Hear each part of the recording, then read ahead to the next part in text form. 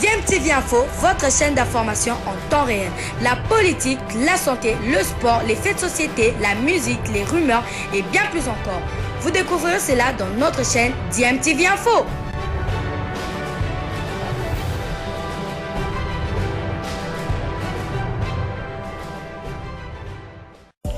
Vous êtes sur DMTV, bonjour ou bonsoir, tout dépend de l'heure à laquelle vous nous suivez. Tout plaisir est pour nous de vous retrouver, mais surtout de savoir que vous êtes nombreux en train de suivre votre chaîne YouTube DMTV. DMTV qui vous propose l'actualité, vous propose également des analyses et des réflexions sur des sujets d'actualité, sur des faits sociaux, tout simplement sur des réalités que nous observons ici chez nous en République démocratique du Congo. Du football pour commencer, championnat d'Afrique des Nations Algérie 2022, la première délégation de Léopard à prime de la RDC est arrivée ce mercredi 4 janvier à Tunis, en Tunisie, où les fauves congolais vont passer leur dernier stage avant de se rendre en Algérie, lieu de la compétition. Ce premier groupe est composé du sélectionneur principal, Otis Ngoma, et quelques membres de son staff technique, notamment le team manager José Ntumba et 17 joueurs.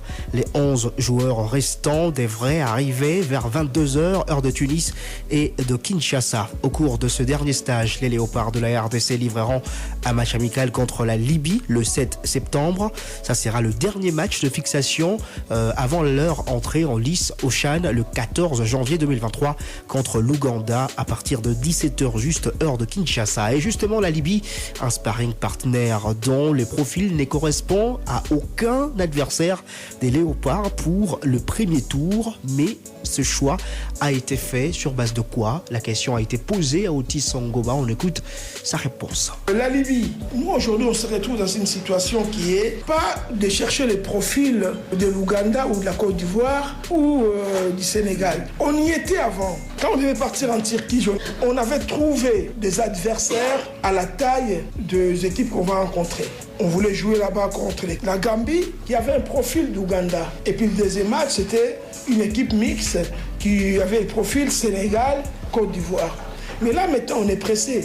Là, si vous cherchez un adversaire, ils ont du mal à trouver des adversaires pour plusieurs raisons. Tous les adversaires ont choisi des sites. Soit vous allez jouer à 300 km et ça ne correspond pas à ce qu'on recherche. Donc, il y a un match contre la Libye, ce n'est pas le profil de l'Ouganda, mais on va essayer, nous, de miser sur ce que nous, on recherche comme stratégie, comme style de jeu qu'on veut mettre en place. On va compter là-dessus. Et puis l'Ouganda, je crois qu'on travaille déjà dessus. Quand Guy est en train de faire un montage concernant les 2 derniers matchs que nous jouons contre la Tanzanie, on a aussi des matchs contre, parce que Vipers ou Vipers, ils ont quand même 9 joueurs. C'est ça qui compose un peu cette équipe nationale. Donc le problème de profil aujourd'hui ne se pose plus parce qu'on n'a plus le temps, on est pris par le temps et on doit jouer avec un adversaire qui est qualifié.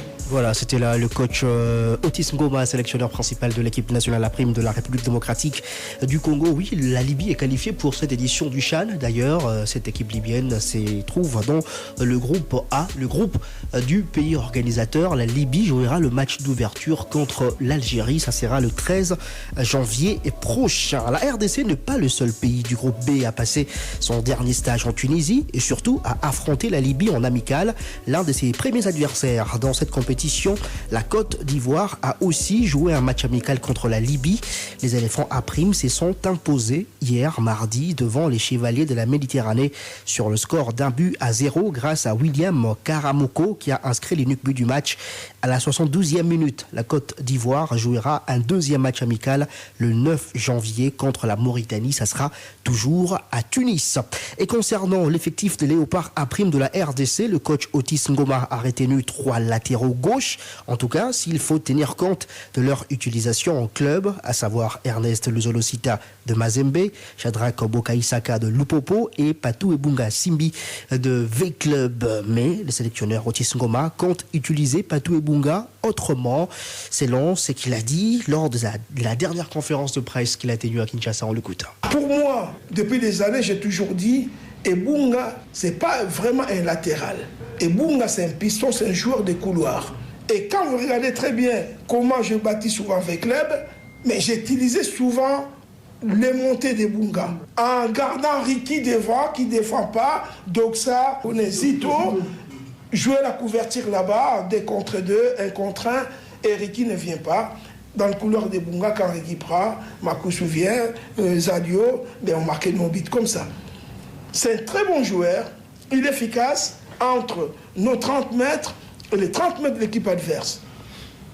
Voilà, donc c'est un garçon que nous on sait comment on va l'utiliser. Il est important parce que c'est comme il a une patte gauche qui est très intéressante. Et puis il a l'expérience.